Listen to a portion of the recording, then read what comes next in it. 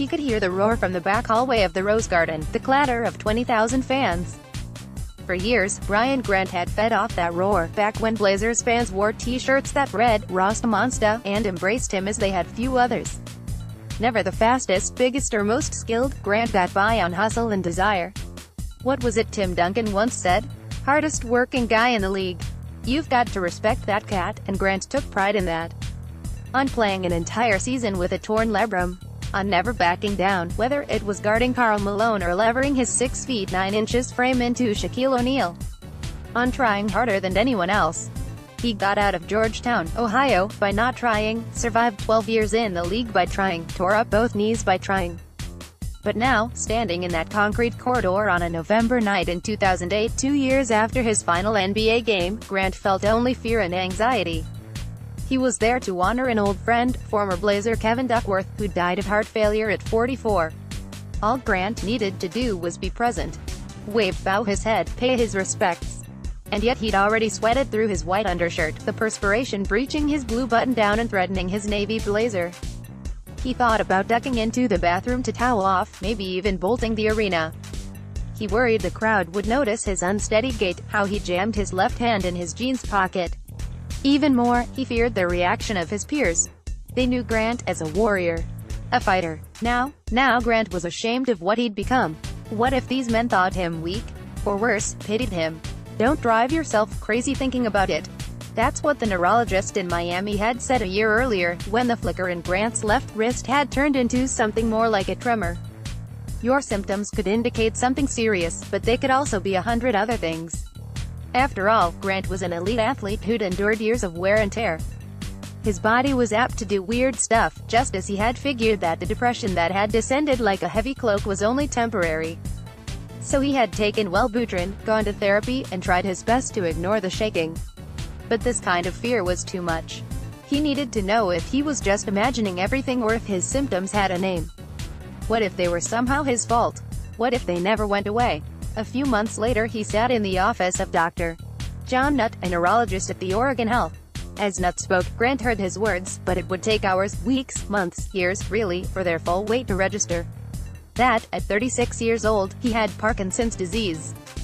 A memory, Brian is 7 years old, and lying on the couch at his grandmother's house. He feels terrible, coughing, shivering. His grandmother starts the pilot light, but maybe it doesn't vent right, and smoke pours in.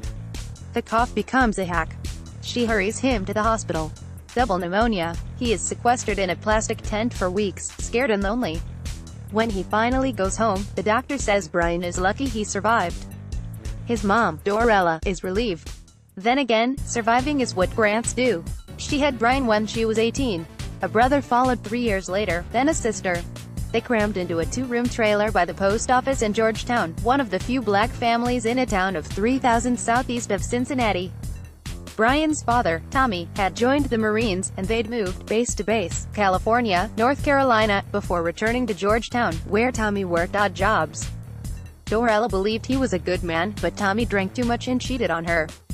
By his teens, Brian had 2 half-sisters and a half-brother. He accepted them. It took a long time to forgive his father. Dorella was the one who kept the family going, working up to 12 hours a day at the Mac factory, assembling hulking mechanical toolboxes, fitting each roller bearing and drawer just so. The job paid $17,000 a year, enough to buy the kids clothes, even get a VCR so they could watch Purple Rain and American Werewolf in London. By 11, Brian had joined his cousins in baling hay, digging potatoes and dropping tobacco sticks, forever on the lookout for snakes. On good days they made $3 an hour. The message should have been clear: to make it in this world, you had to work. Otherwise, you might end up like some of his relatives and family friends, unemployed, boozing and fighting, scraping by, making excuses. And yet, by his teens, that's where Brian appeared headed.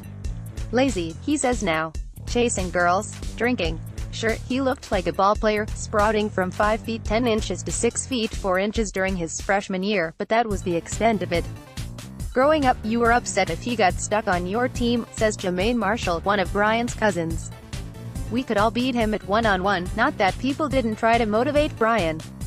The old heads at the park down in Ripley, having heard that he'd been kicked off the Georgetown High team for being a knucklehead, took it to him, forearms, elbows, shoves to the pavement. One night after the games, Kent Brooks took Brian and a couple of the other Park vets out in his Eldorado. Brooks had just missed his own shot at college. He bought a round of Budweiser 40s, handing one to Brian. Brooks let him have a sip before he lit into him. "You got an opportunity, but you just gonna waste it. You come back here and play soft again, and we gonna F you every Sunday." When the light clicked on, during Brian's senior year, when he finally made use of that body, he became a beast. Dunking, grabbing every rebound, refusing to be outworked or out-hustled. That's how he got noticed by Xavier, where he earned honorable mention All-America honors. How he caught the eye of NBA scouts. How he got drafted 8th by the Kings in 1994, after putting up 20 and 20 in pre-draft camps to prove to GMs that he wasn't undersized. That desire can trump heft. Desire might not be the right word, though. Chuck Terrell, one of Brian's best friends, describes it this way: "Brian's advantage is that he's F-crazy. He wasn't blessed with the best jumping ability. Plenty of dudes had more talent, but they didn't apply themselves like he did.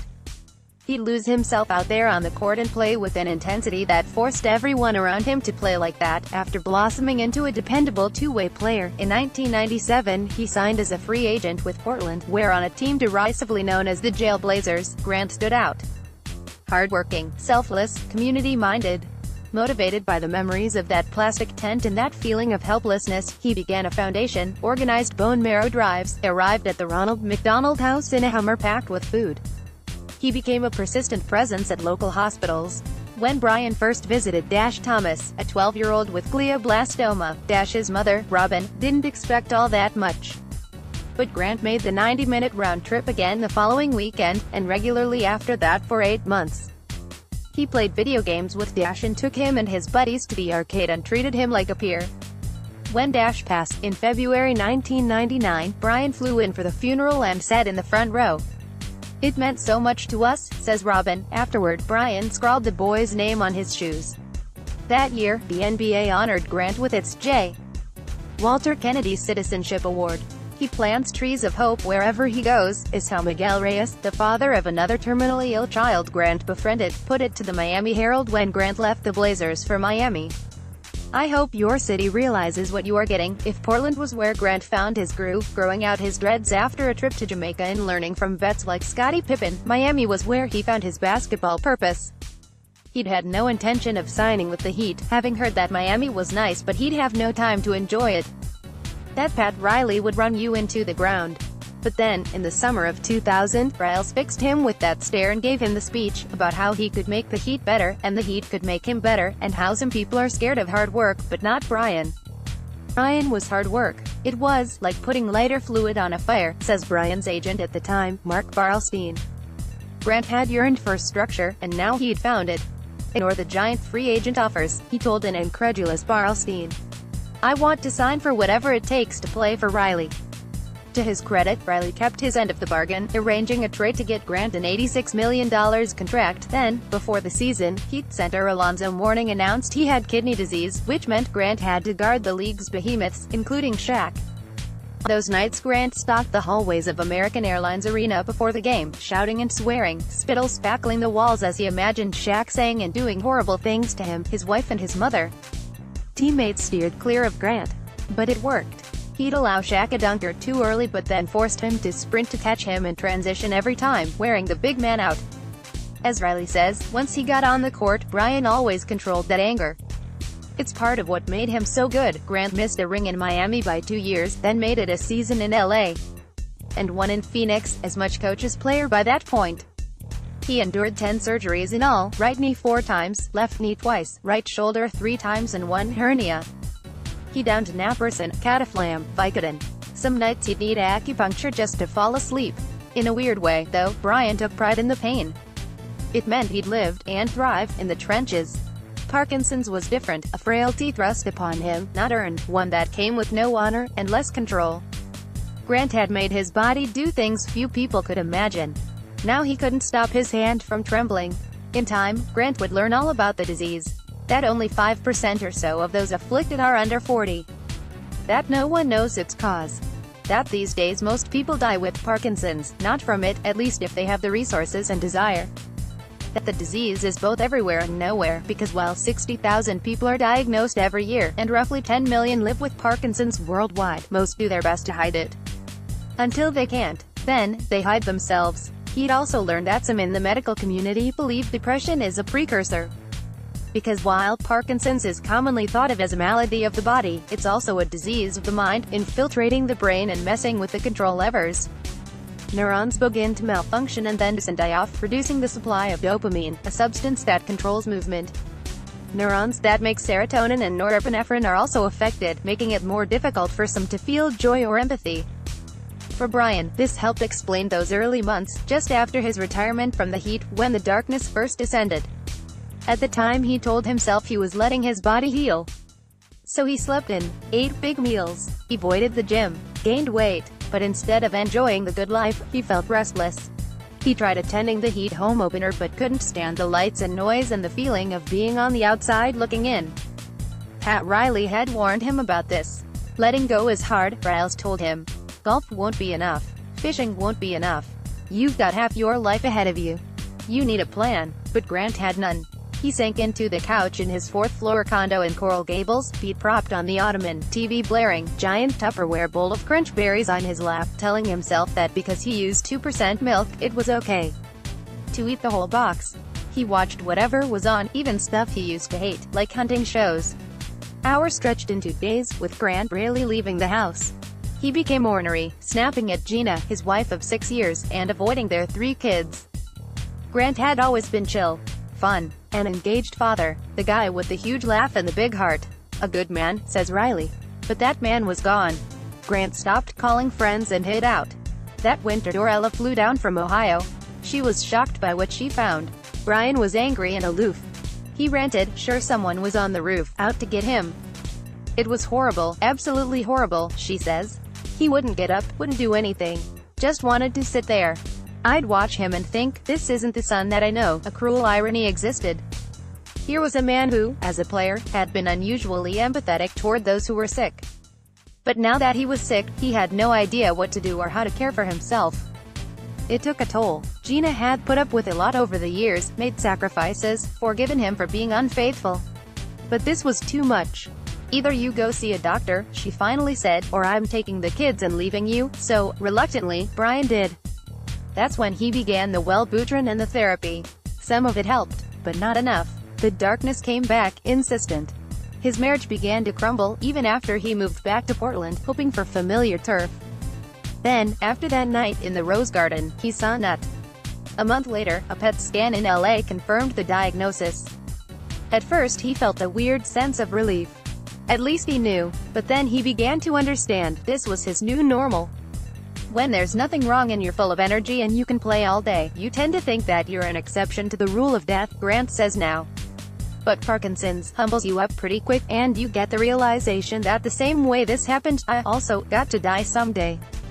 It starts messing with your head. Once, Grant believed, as he says, that people with depression were just being weak-minded, like how you want to stay in the house all day. Now he understood this was serious. It was as if every morning there was a part of his brain telling him to go back to sleep, to just chill, because there must be a good movie on. And once he let go, it was hard to get back. Hard to remember who he was and what mattered. Anyone in Grant's position faces a choice, turn inward or face out. Escape the world or engage it. Brian's initial instinct after the diagnosis was to hide.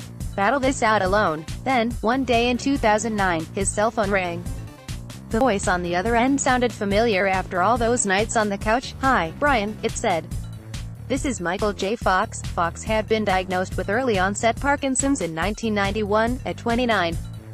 Fearing it would affect his ability to get work, he had waited 7 years before going public. When he announced his diagnosis, Fox did so with a purpose, to find a cure. He started a foundation, fundraised, wrote 3 books, became the face of the disease. Now he counseled Grant on what to expect. The hardest part will be letting go of your vanity, Fox told him, because people will see you differently, and that's especially difficult when you've relied on your body your whole career. So think about what it is, who it is, you want to become next. Because it's one thing to live with the disease in private and another to do it in front of the world. If you don't want to do the advocacy thing, that's okay, he told Grant. Because once you step into that arena, you're in it. There's no stepping in and stepping out advocacy. Grant wasn't ready for that. He was still trying to tell those closest to him. It had been hard enough with Gina and the kids. Would he die, they asked. Would he lose control of his body? No, he told them, he wasn't about to die, but he might one day shake a lot. It might be uncomfortable to watch, but it would never mean he loved them any less. So he tried to downplay it, sitting on his hand or wedging it in his pocket. When that didn't work, he tried humor. Don't worry, he'd say. I'm not playing pocket ping pong. This had always been his gift, making others feel comfortable, even if he wasn't. Making it about you, not him. But it didn't change how it affected him. Finally, one night, he decided that maybe this was, in some twisted way, meant to be. After all, he had prayed for a new purpose during those dark days after retirement. He had always been a caregiver, the one who watched out for his younger sister, who bought his mom a house, a car, and donated $100,000 to her church. Who, upon hearing on the radio about the murder of a foster child in Sacramento, anonymously paid for her funeral. Recalls Terrell, who was in Sacramento with Grant. He had the biggest heart. He'd be like, hey, anybody want to come over and have a beer? He'd have gangbangers in his house and people stealing stuff, and he was always thinking nobody going to rob him or treat him a certain way. That's just how he is. A pure dude. Now, here it was, an opportunity to do good again. So, in May 2009, Brian took the plunge. ESPN brought a camera crew to Portland. Once word got out, all those years of being a good teammate, of treating people well, the media, the operations staff, the janitor, came circling back. Phone calls, emails, texts. What can I do to help? Inspired, Grant traveled to New York City for Fox's fundraiser, then planned his own in Portland. He called it Shake It Till We Make It and invited everyone he could think of, the proceeds earmarked for Fox's foundation. Grant hoped some old friends would show up, and they did, but so did some of his idols, Bill Walton, George Gervin, Charles Barkley, even Muhammad Ali, whose wife, Lonnie, had been one of the first to reach out to Brian. Her message, don't forget about family. On the big night, Grant was crazy nervous, had to walk out of the building for a bit, just to calm his breathing. Riley made a rousing speech, and Fox was hilarious. It's a Parkinson's fundraiser, and you have a pudding contest, he began. Who's the sick mind who thought of that? Then Fox turned serious. You don't pray for a lighter load, you pray for broader shoulders, he said, nodding at Grant. And you have the broadest shoulders I've ever seen. So I prayed for broader shoulders, and you showed up. And you're already carrying the weight. That night Grant helped raise $350,000. Months later he got a call from Karl Malone, the man fined $10,000 in the 1999 Western Conference semifinals for elbowing Grant in the face, who Grant respected as much as any opponent because he was relentless. The two had never spoken. Now Malone, in his Louisiana twang, had a question, heard about what happened. How can I help? Together they auctioned off a fishing trip to Alaska, raised $107,000 and produced a fundraising video. Meanwhile, Brian dived headfirst into treatment. In those early days he choked down 22 pills, 4 times a day, a mixture of vitamins and supplements, tyrosine, lithium, 5-HTP, the extract of a tropical plant called Mucuna pruriens. He consumed only organic foods, endured colonics, ingested cod liver oil, had the water at his house tested for arsenic, did the hyperbaric chamber thing, embraced intravenous minerals, got excited about one potential cure after another. Fly to Mexico for 3 weeks, and you'll stop shaking. It only costs $50,000, but when he mentioned these treatments to doctors, they tried to let him down easy. That was okay, though, Brian thought. It just meant he had to try harder. He was a warrior, and that's what warriors do. Parkinson's sufferers tend to follow a similar emotional journey. Shock, denial, despair, action, frustration and, finally, a sort of acceptance.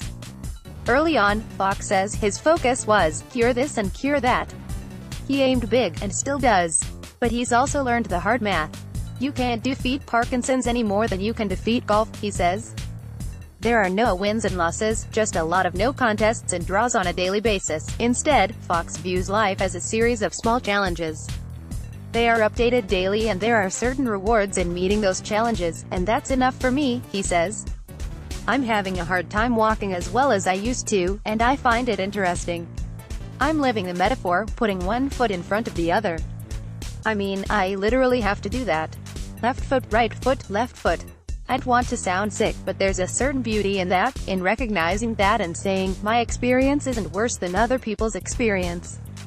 My experience is just different, and it's about how I meet those challenges. This is the part Fox says is so difficult for others, those outside the orbit of the disease, to understand.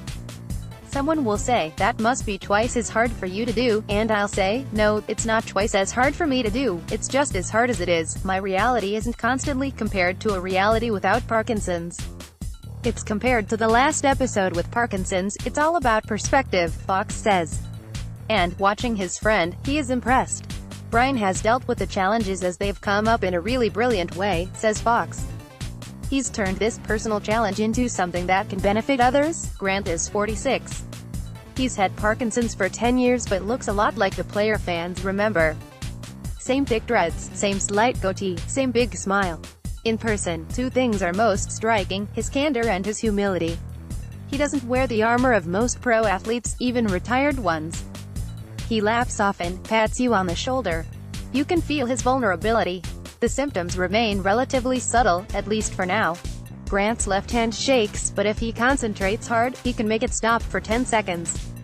His left foot drags at times, threatening his coordination. His short-term memory is bad, partly because of the drugs. He's often tired and is hyper-aware of people looking at him. He tries to remind himself it may be because he's Brian Grant, not because of the tremors. Simple tasks, swiping through iPhone photos, signing autographs, can be challenging.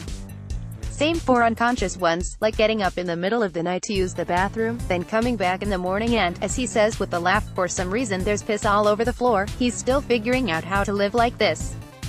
In 2009, he and Gina divorced. Not because of the disease. About this, Brian is clear.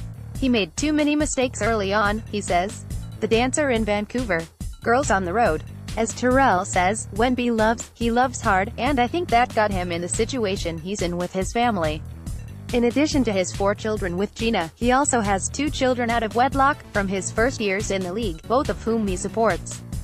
He credits Gina for allowing them to feel like a family for all these years.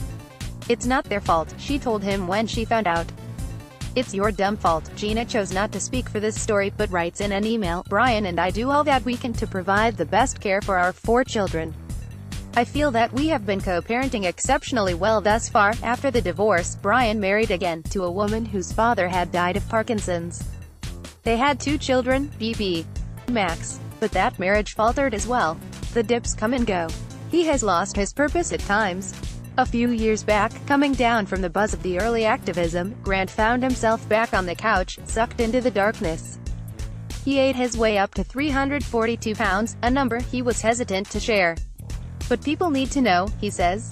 We ain't all strong. What matters, he says, is how you respond to the lulls.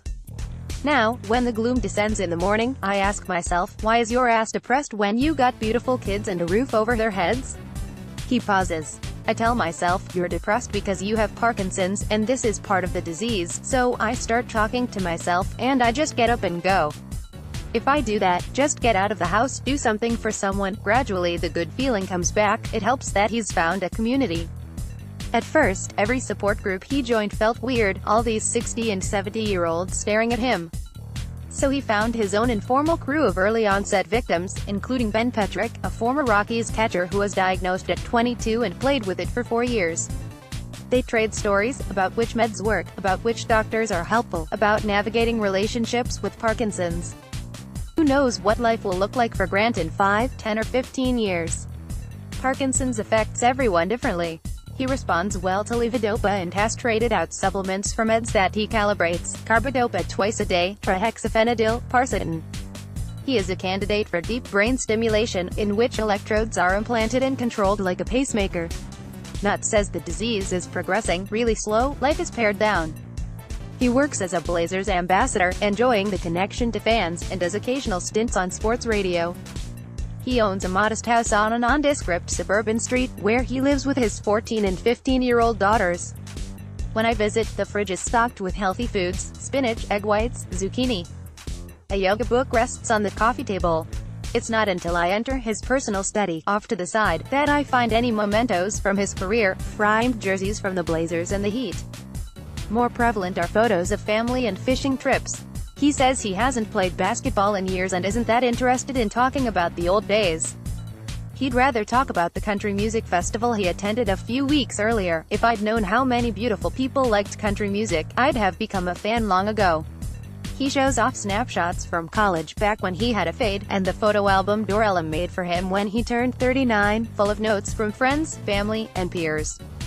He raves about his new Peloton stationary bike, and old songs he loves, like the soundcheck version of America's Horse with No Name, and, most of all, he talks about his kids.